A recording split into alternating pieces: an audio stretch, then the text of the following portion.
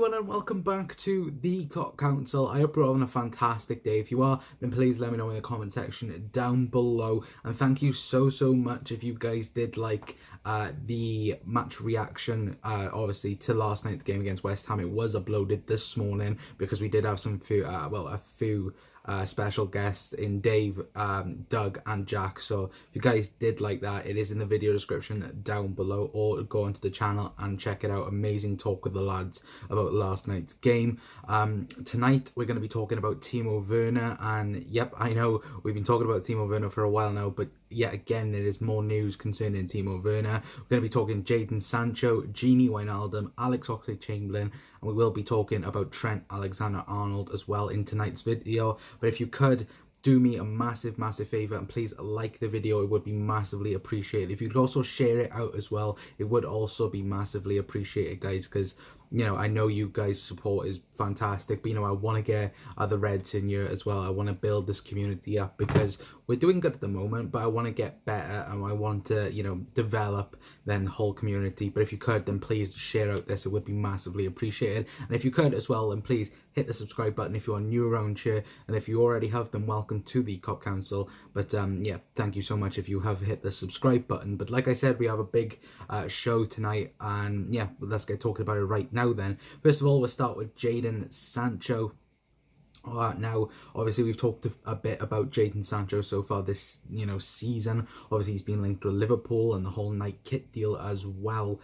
And, you know, we will be speaking about Nike as well. I do have to say that that will be our next story. But, you know, apart from that, you know, it's been a bit, are Liverpool going to go in for Jadon Sancho? You know, are they not? You know, we still don't know. But according to reports in Germany today, Jadon Sancho is very 50-50 on what he wants to do practically next summer. He doesn't know if he wants to stay in Dortmund or if he wants to go on to a bigger club than in Europe. Now, for me personally, guys, I don't think Jadon Sancho is going to be coming to Liverpool next season. I would like him to come to Liverpool, I'm not saying that, but I do believe price tags and then wages upon that, I don't think Liverpool will go anywhere near Jadon Sancho. But if you guys agree or disagree with me, you know, please let me know in the comment section down below, because I do want to know your guys' thoughts in the comment section down below. But for me personally, I don't think Jadon Sancho will be, you know, a part of Liverpool next season. I think he may end up going towards a Real Madrid, towards a Barcelona. That's just my thoughts and opinions, but obviously, like I said, let me know your guys' thoughts in the comment section down below. I did mention Nike just then, and if you guys did not see the news, obviously, if you're not following us on Twitter and Instagram, then, you know, it will be right there right now. It should be there anyway, or it's in the video description down below at the Cop Council. We did, you know, say, obviously, the reliable footyheadlines.com. They're very reliable on kits and everything like that. And practically Liverpool's kit. Now, they were issued out a type of an update then, you could say. And they did say that Liverpool's new kit for next season will be based on, well, not so much based, but the base colour then will be the Portugal's 2018 World Cup kit. Now, that's a very dark red. Obviously, I'm wearing dark red right now, or burgundy as you could say. But you know, Liverpool, you know, that darker shade of red, you know, it's become our, you know, formidable colours then, you could say,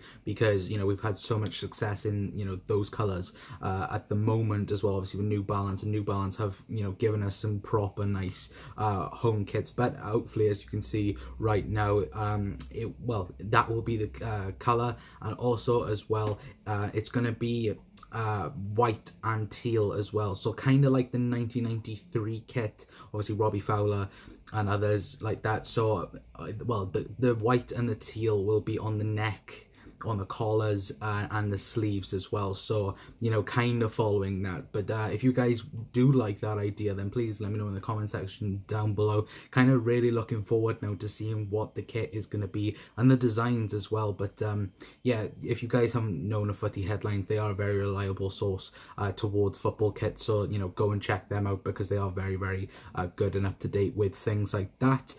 Moving on then to Gini Wijnaldum. Now, it's still up in the the air. Will he sign a brand new contract or not? I personally think he will. I think that Liverpool are just working out how many years, and Gini, trying to work how many years that they're going to, be together still. It's kind of like a relationship, isn't it? It's like, like how many years do you still want to be with us? But yeah, at the moment, obviously that whole contract situation is up in the air. Gini's contract doesn't expire until the end of next season, so there is still time there, and I do think there will be a new deal. But Gini Wijnaldum was talking to Dutch television, well, I think a couple of days ago, and he did say that he would like a move back to Holland, but I do have to say this, he didn't say now, he said in his later days. What he did say, and I'll say this now, he has admitted he would like a return to Holland. He did say he would like a move to PSV, Feyenoord, or Sparta, I think that's correct, I could be wrong with that, in his later years. And he would also like type of a career like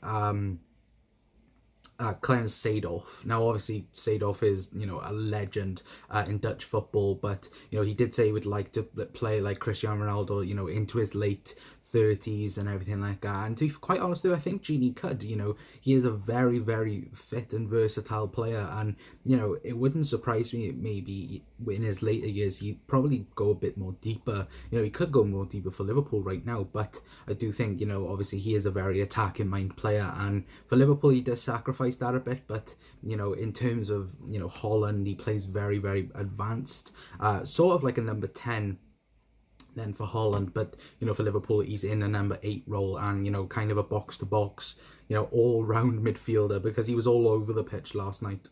If you guys didn't watch the game or watched our match reaction, he was literally all over the pitch. But let me know your guys' thoughts on that as well. Would you like Gini to move on after obviously he's ended his time at Liverpool? Do you think Holland would be a nice place for him to like end his career? Obviously he is from Holland international, but let me know your guys' thoughts on that in the comment section down below. I also wanted to talk a bit about Alex Oxlade-Chamberlain as well. Obviously we did talk about him a bit last night in the match reaction, but I wanted to talk about him in this video a bit individually. Now, obviously, Naby Keita didn't have the best nights last night, and that's a worrying sign, then I could say, to some people. But what a player Alex Oxlade-Chamberlain is. He came in, Klopp changed system when we were 2-1 down, and then managed to bring the Reds back up, because he played very, very well. And if it wasn't for the likes of Joe Gomez and Trent Alexander-Arnold, I think Alex Oxlade-Chamberlain would have surely been Liverpool's man of the match. But let me know your guys' thoughts in the comment section down below as well, and your thoughts of Alex Oxlade-Chamberlain performance last night. I personally think now he deserves to start against Watford on Saturday. We will have a match preview for you guys on Friday, but for me that place now is Alex Oxlade-Chamberlain's, and maybe now he may have a run in the squad now and may play that second leg against Atletico Madrid in the Champions League, because we do need a very, very good game in that game. And last night we may have got caught out if we did play Atletico, but obviously thankfully we were playing West Ham, even though West Ham did play very, very well. And it just showed they have phenomenal players, and they shouldn't be where they are really. It's just the board and everything like that. But going back to Alex Oxlade-Chamberlain, what a player he is. But we have a numerous amount of players, and one player in particular that was pretty much all of our man of the matches. I know Jack last night, if you didn't watch the match reaction, went with Joe Gomez, and me, Dave and Doug went with Trent Alexander-Arnold, and that's what we're going to move on now. Trent Alexander-Arnold, what a player he is. And I just wanted to highlight him as well, because he was talking to Jamie Carragher and Gary Neville after the game and everything like that, and Gary Neville asked him, I think it might be Carragher, I'm not quite sure, asked him, where would he rather play, midfield or fullback? He pretty much said, plain and simple, he likes to play fullback, because in midfield you're crowded, you have to look around constantly, you have to swivel your head, swivel your body to make sure there's no one behind you. When you're at fullback, that there's no one behind you, and you can just focus in front of you practically. And I thought that was kind of insightful then, you could say, because obviously now Trent has equaled his 12 assists to what he got last season, which was a record breaking amount for a defender in the Premier League. So you know, Trent breaking records surely this season. He's already equaled it. How many assists will Trent Alexander-Arnold get in the Premier League? You know, let me know your guys' thoughts in the comment section down below. But for me, he's quite easily Liverpool's best right back in years. You know, obviously we've had the likes of Glenn Johnson, Jamie Carragher's even played right back before, Arbeloa as well.